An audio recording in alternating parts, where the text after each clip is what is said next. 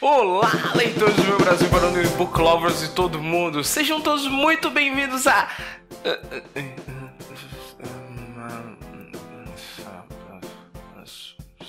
a 15ª caixinha de correio. O Pombo Correio, nosso Pombo Doodle, voltou a nos felizar, a entregar livros para nós. E eu estou aqui para dizer quais foram os livros que nós ganhamos ou que nós compramos. Na verdade, são mais comprados do que ganhados. Eu não recebo muitos livros. Acho que as pessoas não gostam muito de mim. Mas enfim, isso não interessa. O que interessa é que a vinheta vem aí e nós vamos falar dos livros, de livros.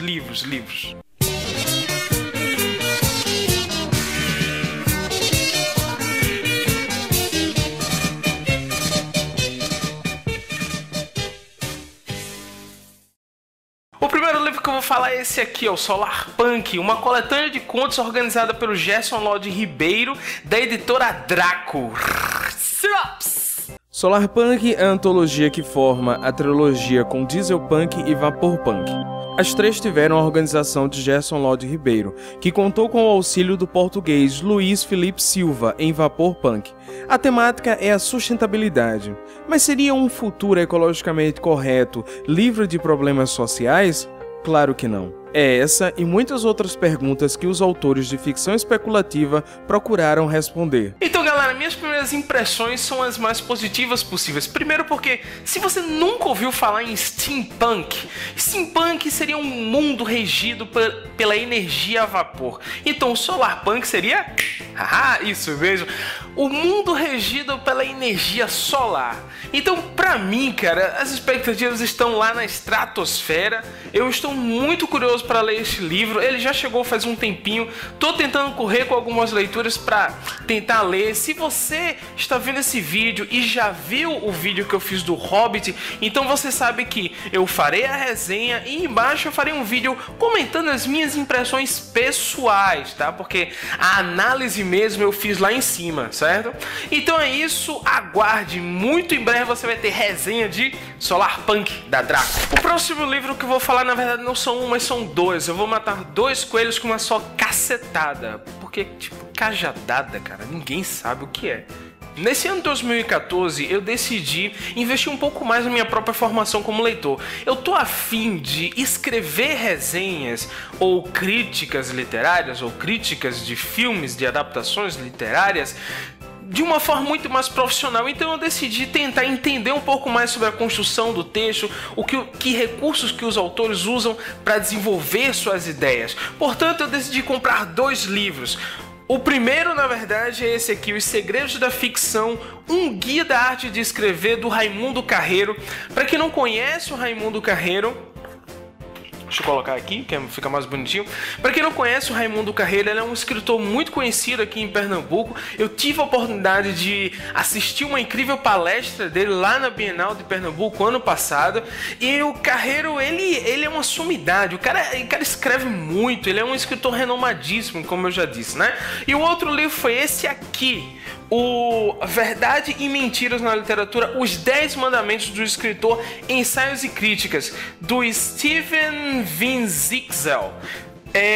Um fato curioso, quem escreve o prefácio desse livro aqui é o Raimundo Carreiro. Então, cara, eu fiz a compra certa. Mas antes de qualquer coisa, antes de eu falar das minhas expectativas, você já sabe? Sinopse! Literatura é obsessão. Entre os artistas, os escritores são os mais viciados. Estão, em grau maior que outros artistas, em luta perpétua contra sua própria arte. Assim, o romancista e contista pernambucano Raimundo Carreiro descreveu seu ofício em um dos mais bem-sucedidos escritos metalinguísticos de que foi capaz a crítica literária brasileira quando produzida por seus próprios produtores. O leitor brasileiro, o escritor iniciante ou experimentado, encontrará aqui uma preciosidade, os 10 mandamentos do escritor, segundo Steven Van Zixel, além de outros documentos fundamentais. Ao longo deste livro, o leitor vai percebendo a coerência de Van Zixel. Reúne aquilo que ele chama de verdades e de mentiras, sobretudo aquelas verdades que ele próprio conhece pela própria análise, pela observação, pelo silêncio. que vão sendo trabalhadas na alma e no coração. Um escritor ou leitor sabem quando a falsidade vingora, conforme Lupicínio Rodrigues na canção consagrada. Como eu disse pra vocês, a minha expectativa já tá bem trabalhada, né? Ou seja, eu quero evoluir como crítico literário, aspas, na palavra crítico literário, tá? Mas enfim, eu quero realmente escrever resenhas mais interessantes, eu quero produzir textos com mais conteúdo, eu quero ter mais argumentos na hora de escrever. Portanto, o investimento nesses 2 livros aqui, né, são mais do que merecidos. Então, vamos matar 2 coelhos de novo com mais uma paulada? Então, como eu disse, 2014, investimento nas minhas resenhas, na minha própria formação como leitor, enfim, para me tornar um crítico melhor. E aí eu decidi que, já que em 2013 eu não li nenhuma biografia, por que não também não investir numa biografia em 2014? E eu comprei logo 2, ó. Esses aqui, na verdade, foram, a partir do Solarpunk, foram livros que eu comprei, que eu me dei de presente por causa do meu aniversário. Muito obrigado, eu sei que você está me desejando feliz aniversário nesse momento, atrasado, porque foi dia 2 de janeiro. Enfim, todo mundo deseja feliz aniversário. Agora, presente que é bom. Então vamos falar das biografias. Primeiro eu comprei essa aqui, que é a biografia do C.S., A Vida de C.S. Lewis, do Ateísmo às Terras de Nárnia, da Alistair McGrath. Né? Esse livro ele tem como editora a editora Mundo Cristã. Sinopse!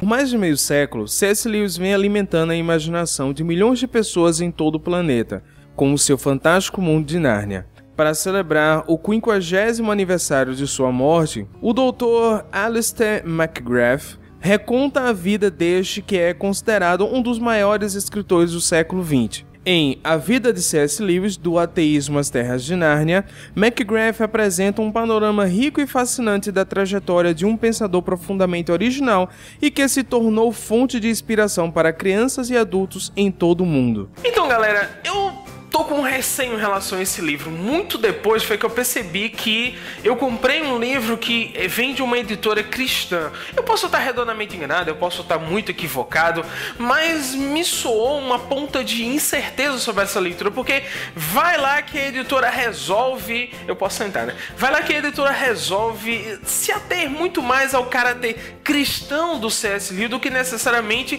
trabalhar a vida desse escritor que criou um mundo tão fantástico quanto de Nárnia. Eu já digo de cara que eu não sou muito empolgado com a leitura do universo de Nárnia. Eu não gostei dos filmes, nenhum dos que eu assisti eu achei interessante, eu achei muito infantil, e dizem que os livros, as crônicas de Nárnia, seguem a mesma linha de raciocínio dos filmes, ou seja, um pouco infantil, mas o que custa saber um pouco sobre esse escritor, né? Eu também quero muito ler a biografia do Tolkien, por que não acabar lendo a biografia de um cara que foi tão influenciado pelo Tolkien, né? O outro livro, ó a chaprosca, ó, tá vendo? Olha a lapada disso aqui. Isso aqui não é um livro, isso aqui é uma sacanagem. Quem escreveu isso aqui tá de sacanagem comigo. 2014, biografia. Portanto, por que não ler a biografia de Fernando Pessoa, que tem como subtítulo uma quase autobiografia. Ela foi escrita pelo José Paulo Cavalcante Filho e é da editora Record. Sinopse com sotaque português. José Paulo Cavalcante Filho tinha um objetivo quando iniciou sua biografia de Fernando Pessoa: descobrir quem era o homem real por trás do grande poeta português. Após 8 anos de pesquisa, o autor e advogado pernambucano acabou deparando-se não com mas com 127 pessoas. É esse o número de heterônimos do poeta catalogado pelo livro Fernando Pessoa, uma quase biografia, que Cavalcante lança agora. As múltiplas personas de Pessoa vão muito além de Alberto Caeiro, Ricardo Reis e Álvaro Campos, e superam também o que pensavam os especialistas. Cavalcante cita no livro que, no início dos anos 90, eram conhecidos 72 heterônimos de Pessoa. O livro acrescentou 55. Eu não tenho uma grande relação com a poesia. Na verdade, eu não gosto muito de livros de poesia, mas a maneira como eu conheci o Fernando Pessoa, como eu entrei em contato com a obra do Pessoa, é muito interessante, porque para mim a poesia ela deve ser assimilada de maneira muito espontânea. Tipo, você tá andando na rua, leva uma topada e aí você pensa, caramba, tinha uma pedra no meio do caminho. Aí de repente você entende por que o Drummond escreveu aquele poema dizendo que tinha uma pedra no meio do caminho. Essa é a relação que eu acho que as pessoas deveriam ter com a poesia. E o Fernando Pessoa, ele tem essa relação interessante. Sempre que eu leio algum poema dele, avulso ao acaso, eu sempre me pego a refletir, a divagar, né, sobre a minha existência, sobre por que estamos aqui, de onde viemos, para onde vamos, como os seres humanos se reproduzem, enfim, essas coisas muito curiosas. Portanto, eu estou muito curioso para ler a biografia do Fernando Pessoa. Como vocês perceberam, é uma chaprosca, então eu vou ler a biografia do C.S. Lewis antes dessa, mas ambas terão resenha no site e assim que tiver, eu passo para vocês.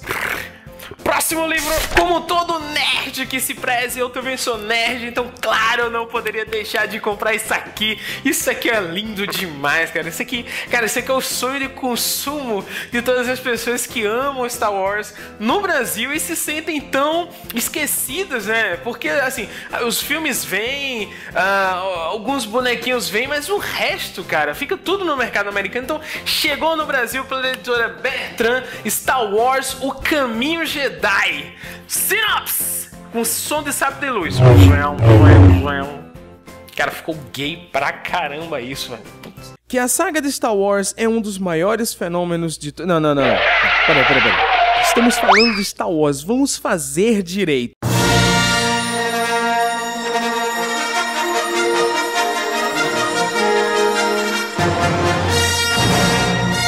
Que a saga de Star Wars é um dos maiores fenômenos de todos os tempos não é novidade.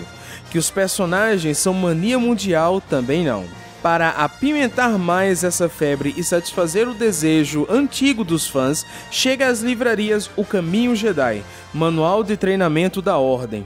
O livro funciona como o almanaque dos Guardiões da Paz na Galáxia. Nele são apresentados os maiores mestres, as histórias dos clãs, os armamentos, o vestuário, os golpes de luta, entre outros. Em O Caminho Jedi, o leitor vai desvendar os segredos e partilhar do conhecimento passado de geração para geração, aprendendo inclusive as nuances do combate de sabres de luz e a hierarquia Jedi. Além disso, conhecerá novos personagens, novas criaturas e novas naves, passado de mão em mão, de mestre para Padawan, de Yoda e Obi-Wan Kenobi para Anakin e Luke Skywalker.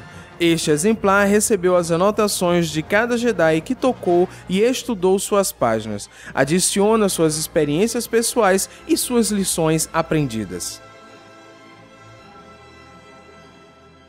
Eu não preciso falar das minhas expectativas. É Star Wars, é o universo de Star Wars, eu sou fã. Ó. Você percebeu, né?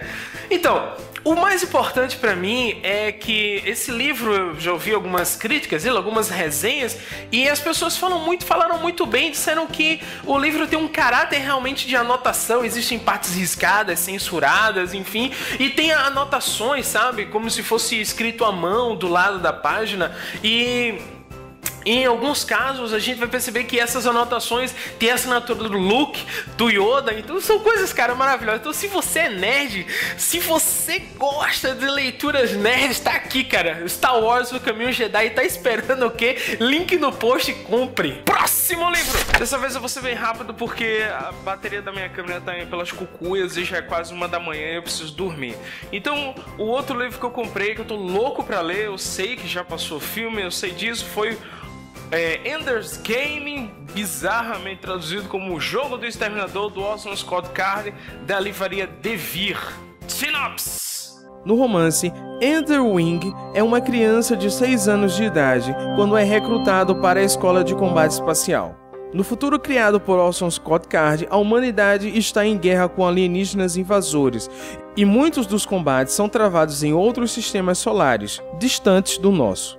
Como não existe uma tecnologia de voo mais rápido que a luz, Nessa ficção científica, os muito jovens são recrutados porque eles estarão maduros quando estiverem em batalha ou quando retornarem à Terra. Usar crianças e soldados como personagem também foi um modo do autor afirmar que toda guerra é um processo de destruição da inocência. Não, eu não assisti o livro e eu também não tô com nenhuma vontade de levar spoilers gratuitos. Apesar que eu já escutei tantos podcasts falando sobre Ender's Game, eu tô muito curioso para ler o livro.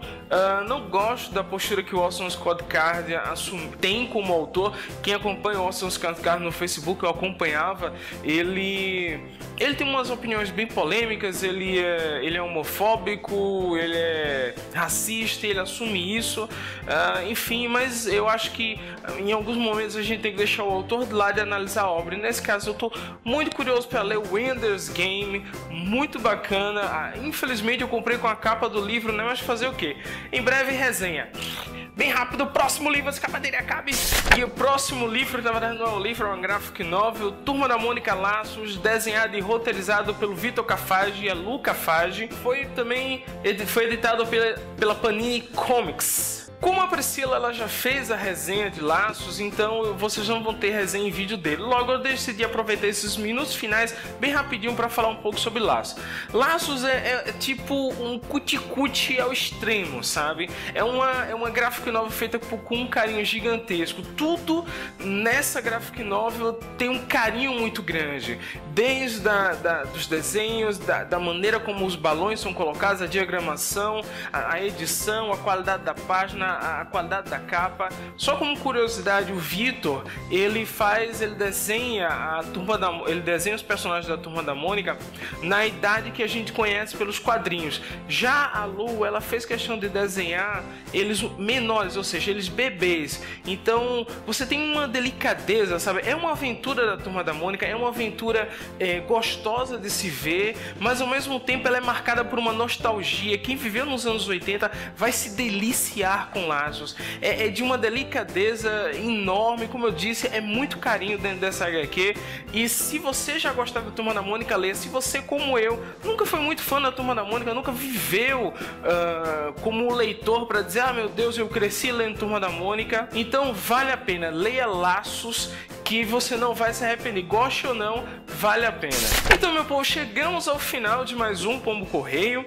Vocês já sabem, os links de tudo que eu citei estão no post ou na descrição desse vídeo. Se você quer comprar, é só clicar e comprar. Você não sabe como isso ajuda o nosso site. Não deixem de se inscrever no canal do Leitor Cabuloso no YouTube. Se você gostou desse vídeo, por favor, clique aqui no gostei. Se você não gostou, clique também no gostei e espalhe para os seus inimigos que você vai estar nos ajudando da mesma forma.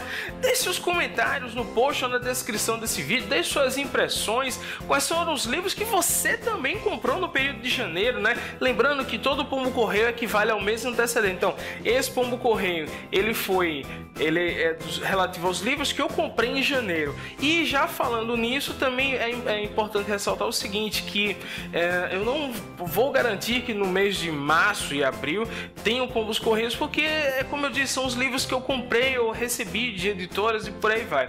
Logo, não tem nenhuma garantia, mas enfim, me diga também quais foram os livros que você comprou no mês de janeiro. Compartilhe aqui, descreva quais foram as suas impressões, quais são as suas expectativas para aquelas leituras. E é isso, já esquecendo, acessem o Leitor Cabuloso, um site que tem como meta, sabe, incentivar um país de mais leitores.